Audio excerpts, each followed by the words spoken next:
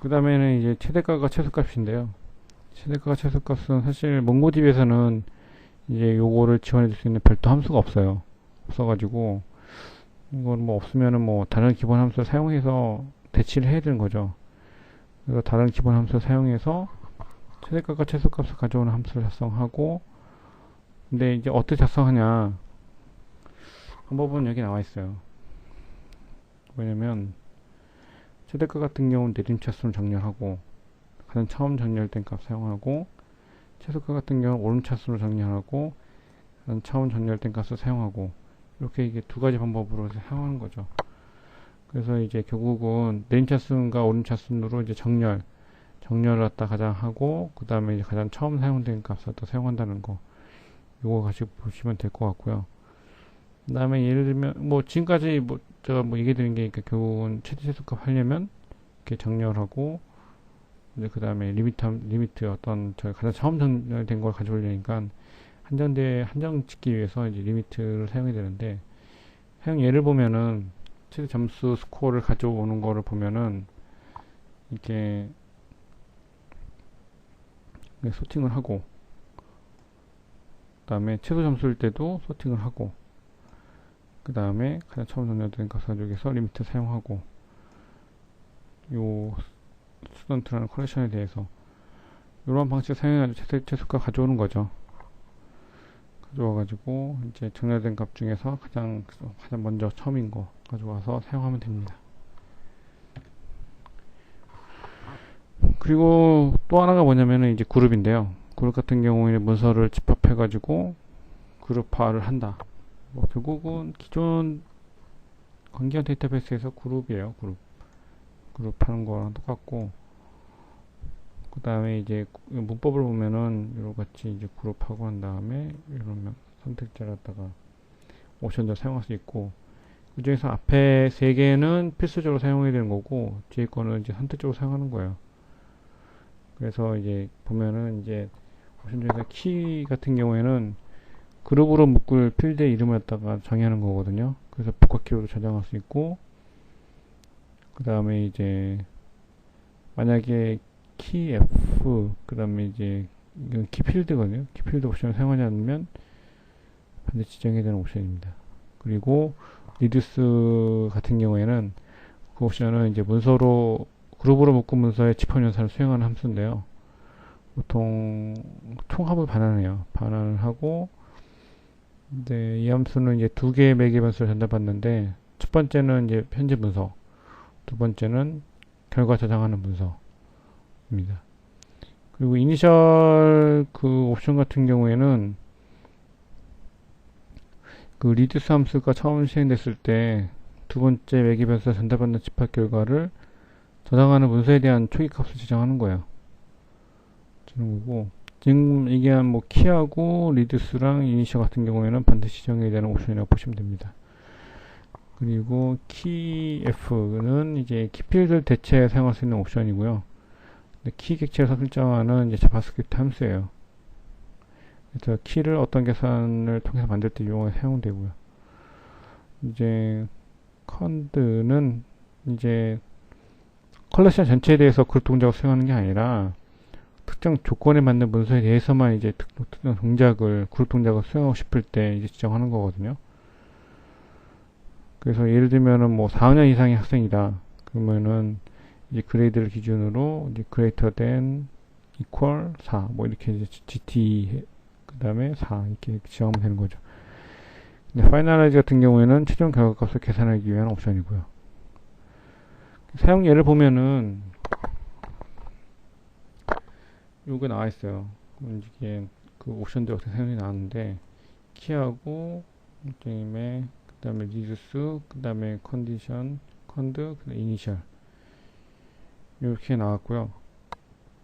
그 다음에 이제 요거 같은 경우에는 이제 그 스튜던트 컬렉션에 네임과 스코어 필드가 있고, 네임별로 스코어가 30점 이상인 총합을 계산하는 명령일 경우에 쓰는 거거든요. 그래서 이제 네임별로 사용한다는 거. 그래서 네임별로 총합을 계산할 거기 때문에 키필드가 네임인 거죠.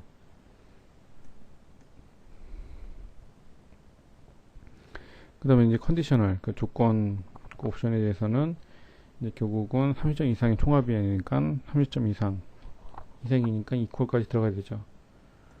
그리고 리듀스 함수에서는 전달된 모든 문서의 스코어를 합산하는 연산을 기술하면 되죠.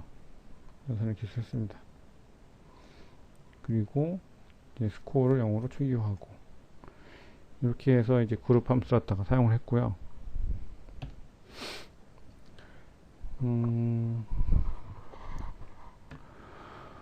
이러한 것들 사용해서 여태까지 그룹화까지 해가지고 그러니까 싱글 퍼포즈 그 애그리게이션 오퍼레이션 갖다가 이제 설명을 해드린 거고, 이제 지금부터는 이제 결국은 아까 얘기드렸던 애그리게이션 중에서 제가 아까 간단하게 정리를 다시 한번 하면은 애그리게이션에 대해서 애그리게이션 파이프라인, 그 다음에 이제 싱글 퍼포즈 애그리게이션 오퍼레이션하고 맵 리듀스 이렇게 세 가지가 있다라고 했는데, 그 파이프라인은 맨 처음에 설명해 드렸고 각각의 그 특정 목적에 맞는 그런 그 오퍼레이션들 연산 동작들도 같이 다 얘기해 드렸고, 그 맨 마지막으로 맵 리듀스만 나왔잖아요.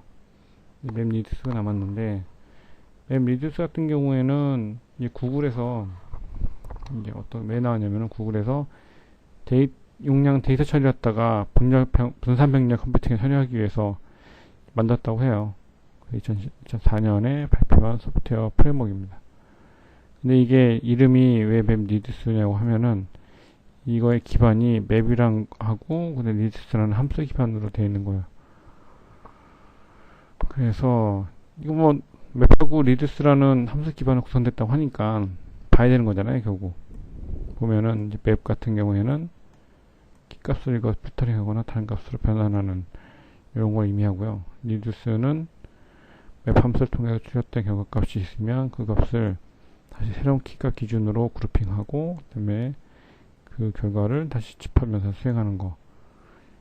그래서 이제 결국은 뭐 가장 크게 보면은 맵하고 여기서는 이제 셔플 그다음에 리듀스 이렇게 해서 세 개 분들 나누는데, 결국은 맵 함수를 통해 가지고 기존에 있는 원래 있는 데이터를 갖다가 출력을 하고 그 다음에 이제 그룹핑이 된 다음에 다시 이제 집합 연산을 수행하게끔 되니까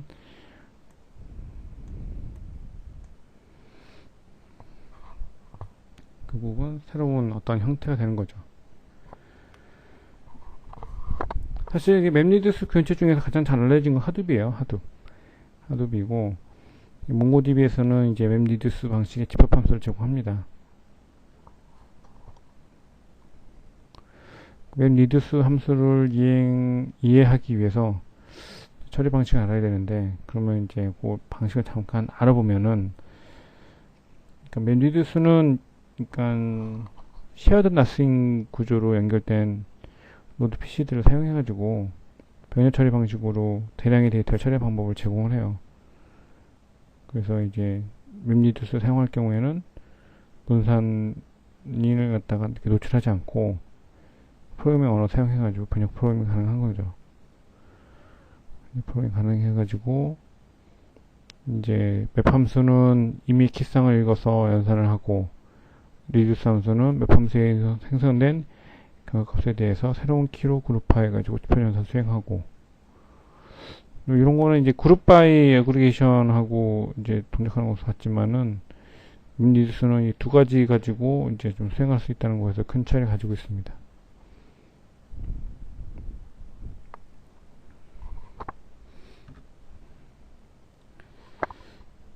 맵 리듀스의 전체 플로우는 간단하게 보면은 이거는 뭐 전체적인 것 같다 좀 볼 수 있다라고 좀 이제 볼 수 있는데, 이게 보면은 이제 여기서는 이제 마스터가 존재를 해요. 마스터 존재해가지고 마스터 노드에서는 입력 데이터를 받아가지고 더 작은 단위로 분할해서 여러 워크 노드의 분산을 다 시식해주는 거, 이런 거 다 볼 수 있고요. 그 다음에 제가 발당받은 워크 노드들은 다시 이제 해당 데이터를 더 작은 단위로 분할해가지고 다른 워크 노드에 배치하는 다중 트리 구조로 이제 배치할 수 있는 거죠. 그러면 이제 결국은 이 파일을 갖다가 다시 이제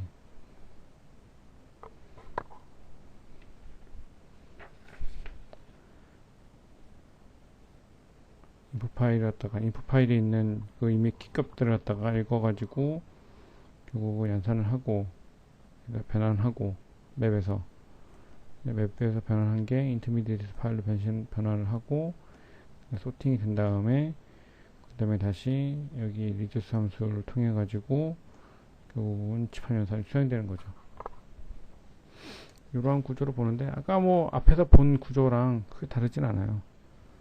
그리고 그건 약간 좀 더 자세하게 그렇게 보여드리기 위해서 한 거고, 리듀스 함수에서는 이제 결국은 이제 마스터에서 쪼개진 결과를 갖다가 맵의 결과를 수집하고 집합해가지고 결과를 만들어내는데, 맵 단계하고 리듀스는 모두 병렬 처리가 가능합니다.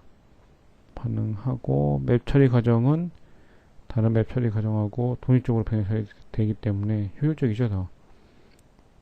그 다음에 그 리듀스 단계도 맵 단계에서 처리 결과를 키로 정렬해서 집합 과정을 처리할 수 있죠. 그래서 이제 이러한 그 장점을 가지면은 서버가 여러 대면은 페타바이트 구조의 빅데이터 정렬을 몇 시간만에 처리할 수가 있어요. 처리할 수가 있고, 뭐 다 보면 아까 얘기한 것처럼 이제 병렬로 처리되는 거잖아요. 그래서 이제 서버라서 장애가 일어나더라도 노드만 다시 할당하면 돼요. 그러면은 장애에 대체해서 직접 복구가 가능합니다. 이런 장점을 가지고 있습니다.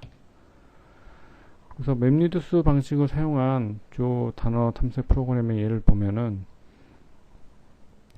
여기서 이제 분석 대상 웹페이지에서 가지고 있는 게 뭐냐면은, 몽고DB는 문서 지향 데이터베이스다. 그 다음에 몽고DB는 테이블 기반 관계형 데이터베이스 플랫폼을 사용을 상간다. 이런 게 들어가 있어요. 있으면은 요거 갖다가 분리를 하고, 그 다음에 각 문장에서 단어를 추출하고 발생 횟수를 딱 기록을 하는 거죠.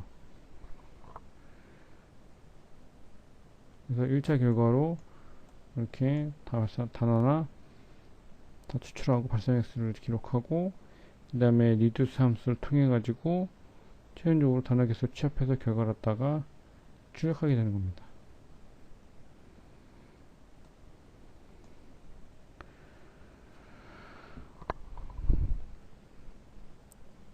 이게 보면은 이게 맵 리듀스 방식은 관계형 데이터베이스 방식에 비해서 좀 단순해요. 단순하고 좀 사용도 좀 편리하고, 그리고 또 다른 장점으로 삼을 수 있는 게 이제 처리가 유연하면서 독립적인 저장 구조를 가진다는 거.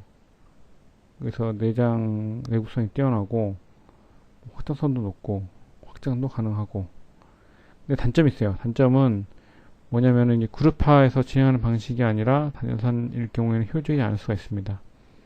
그래서 또 스키마 색인 그런 거에 대해서는 아직 지원하지 않아 가지고 그거에 대한 무게성을 또 보장하지 못한 단점도 있고요. 그래서 이제 무게성을 갖다가 직접 프로그램에서 확인해야 되는 그런 것도 있고, 런타임 스케줄러에 이전하기 때문에 뭐 상황에 따라서는 스케줄링이 효율적으로 적용되지 않을 수도 있어요. 그런 단점이 있기 때문에.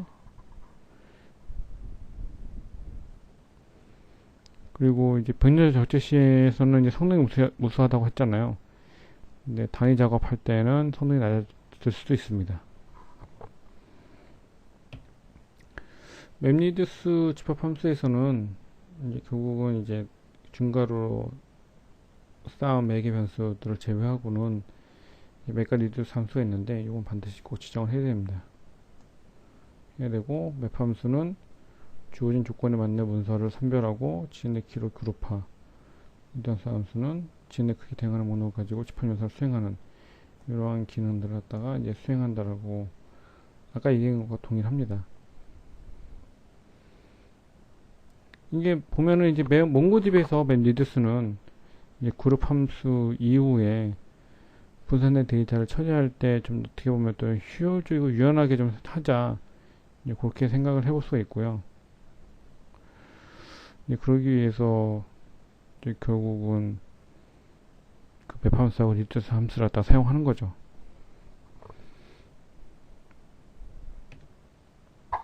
그 처리 과정을 보면은 이제 결국은 여기서 맵리듀스 함수가 있고, 여기서 이제 아까 얘기했던 것처럼 이걸 정의를 하고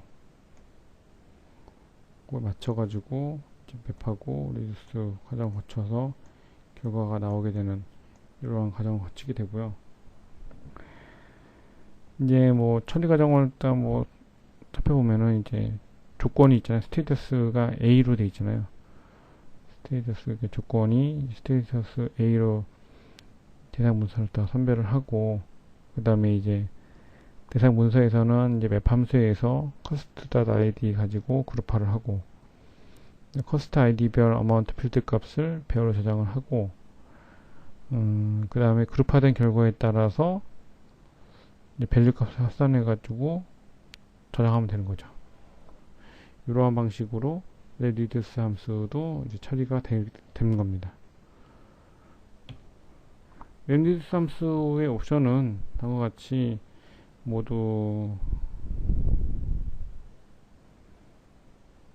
거의 10개 정도가 있는데요. 맵 같은 경우에는 9개네, 9개. 맵에서는 이제 지정된 키로 그룹화해서 밸류를 수집하는 맵 함수를 정의한 자바스크립트 함수.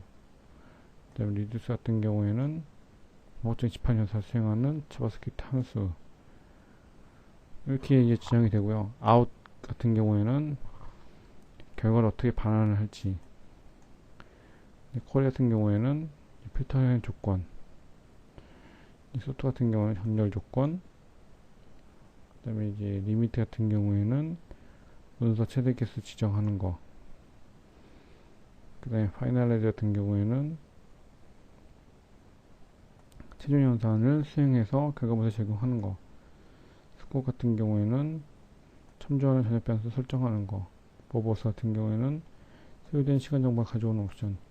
이렇게가 있습니다. 이런 거 가지고 이제 같이 사용해서 이 데이터를 처리할 수가 있는 거죠.